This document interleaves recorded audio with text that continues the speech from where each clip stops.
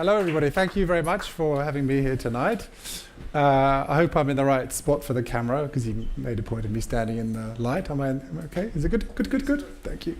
Okay, so worldwide pockets is the subject of my talk. Little play on the title of the session. Let me go back a few years. I picked 1974 for a certain reason I'll show you in a minute. But this is a computer which was kind of designed in Manchester, where I studied some years ago. I studied up the road at the Polytechnic, actually. This came from the university and then was made by ICL. But anyway, that's just the input device. Okay, so that's the central processing unit, which has to do something, and that doesn't even contain any data. So this is the storage, right? And that lot combined is much less powerful than this little thing in my pocket here, my mobile phone. And obviously the interesting thing is that it's not just that which is important. It's the data that it's connected to. Okay, so my little mobile phone. This is a special type of data, linked open data, which is very cool. But obviously, in addition to this, we have all the APIs, the Google, the Facebook, the Twitter, etc. That's been mentioned earlier today. So we've got big data on little devices, and here's an example. So I guess my phone recently got married to my bicycle.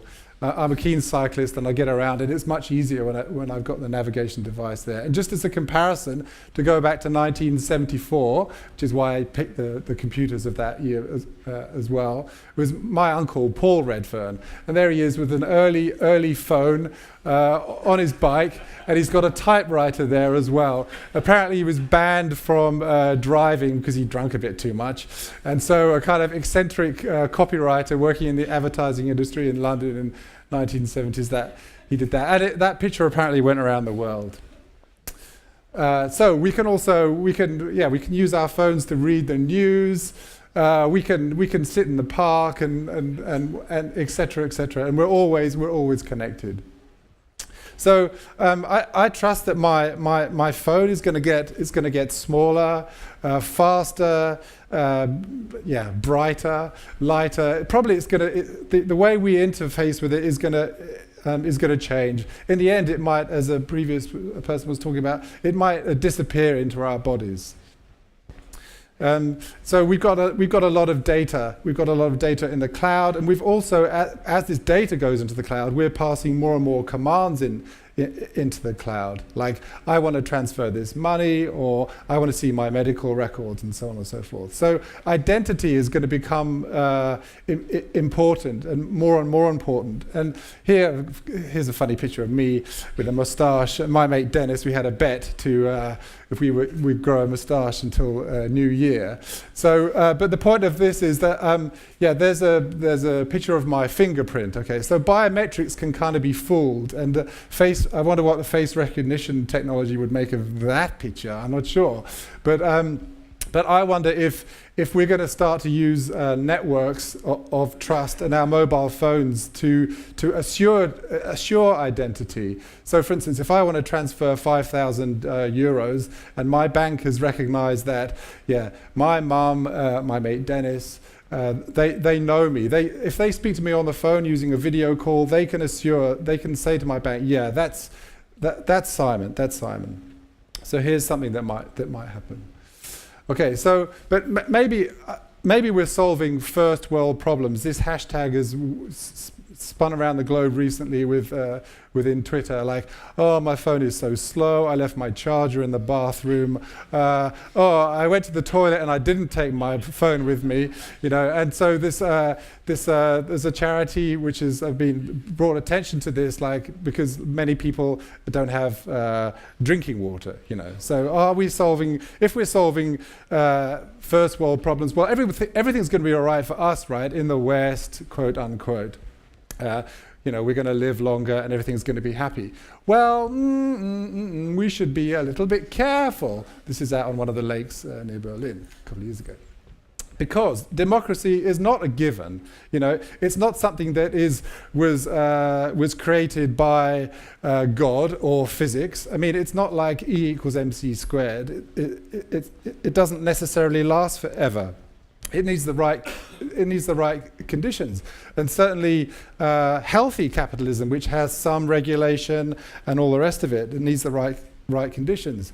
And Germany, Berlin, 1945, I think, knows this only too well. I mean, Germany has done very, very well with this healthy capitalism, and it did very, very badly, in the lack of democracy. A little trip around the world, okay? So, and have a look at the number in the top left corner. This is Miroai Beach in New Zealand, 45 minutes drive west of Auckland. Absolutely beautiful. You can go swimming there. I lived there for a couple of years. You can also drown in that sea, by the way, quite easily, as I nearly did a few miles up the road. But, okay, another number. This is, if anyone can guess where this is, it's just down the road. It's Linienstrasse right now, 8.0, okay? Anyone guess where that is? Okay, Athens, Greece, 3.4. Anyone got the number yet? Understand what it is? Douala, Cameroon, where I was with Ismail here in the audience a few months ago, working on a project called Fuel to map power supply outages. 2.5. Notice the holes in the road going down into the sewer. So the number represents the transparency index or corruption perception index, basically. And it's on a scale of 10 to 0. So 10 is really, really clean, and that's where New Zealand gets a great mark, and 0 is really bad. And just note, Germany there is in the nice, healthy yellow bit, but it's not so far down to the south or down to the east where things get not so healthy. And corruption is like it causes lots of problems. It's a big problem, and it's recognized as a big problem by people, and it leads to distrust in the state. Financial malpractice is similarly a big problem. We're all well aware of that in the last couple of years. And basically there's data obfuscation, and it leads to distrust in the banks and instability, which is bad for business, etc., etc.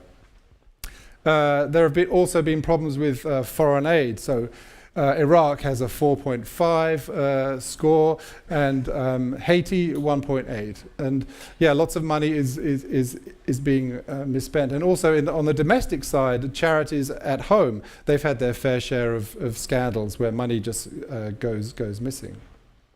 So we have this vicious cycle of corruption, which leads to more distrust and inequality. And in the middle is this data obfuscation. And at the same time, we have this extraction process where money leaves the country. It goes into very well lined pockets. I've got one here, Swiss bank accounts, etc., etc.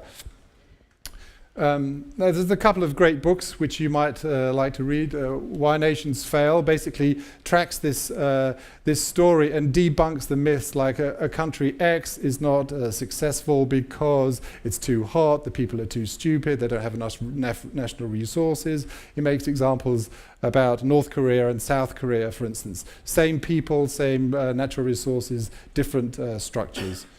And Treasure Islands talks all about tax havens and secrecy jurisdictions, which help this unhealthy process to carry on. So in 2005, I was just kind of thinking about this corruption and war that it basically causes, and I just kind of thought of a new bank where every bank account would be open for everyone to see. And then I kind of thought about it and did some other things for a while. And then 2008, I was in Athens, and I was writing some music for a dance piece there. And I saw all these boards around saying, funded by the EU, funded by the EU. And the set designer that I was working with said, yeah, but Simon, there is so much corruption here. And that got me thinking, yeah, we should really do something about it. So the Open Bank project is about transparency, but it's also about a sliding scale of privacy and disclosure to make it easier for people, institutions, organizations, governments to be more transparent while still preserving privacy and commercial confidentiality if need be. So we support like removing some information, so taking my name, for instance, Simon Redfern, and calling me software developer 1 if we want, but we also support adding information, so adding metadata, adding images, tags, comments. So we create a dialogue around this transaction data, a kind of healthy dialogue. So there are different users here. So the account owner might have access, probably does have access to all the data, but the public might have access to aliases instead of full names. So an API is very important in this process because it lets software developers grab the data and do interesting things with it, see the data from different perspectives. For instance, we hacked this together in some hours. It's the first singing bank, so it lets your bank account be sung to you by, well, a piano or some other MIDI instrument. Check it out on Chrome, singingbank.com. It's very buggy right now, but it's just about work. Open source is another pillar of the Open Bank project. This is a guy I met when I came to Berlin very early on, and yeah, he's into open source, and open source is friendly for developers. It's trustable because people can see the code, and it's good for democratizing technology because it allows the technology to go out of the basically the rich countries where it's made. So with transparency, we can create more empowerment, and this is good for democracy. The governments can get better reputation. They can engage their stakeholders. Companies can do the same. They can demonstrate their values, not just the quality of their products, but show how much they spend on rail transport as opposed to flying, for instance. This guy is setting up a startup which is about funding social businesses. He's just going to use the Open Bank project to make all his transactions transparent. And individuals can if a bank supports the Open Bank project, individuals could use cool interfaces like an Arabic interface to a German bank, for instance, or an interface for the blind. NGOs and charities can get some back some of the trust that they may have lost. They can get better value for money, and they can engage both their donors and their recipients on the ground. And the recipients can comment, yeah, that was a great building you built, or actually it cost way too much money and there's another company who could have done it cheaper. So here's just a few examples of adding extra metadata. This is our Tosobi bank account, by the way, adding images.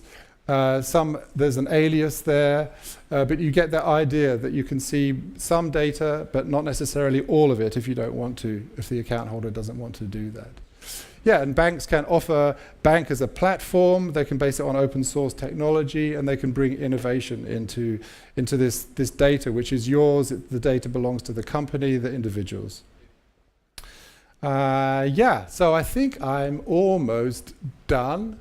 And the conclusion is our pockets are connected. And what I really mean by that is that, if there are institutions which are taking lots and lots of money out of the system, then other pockets are less well off. That's basically it. And that's me on my another shiny suit, actually. Thank you very much.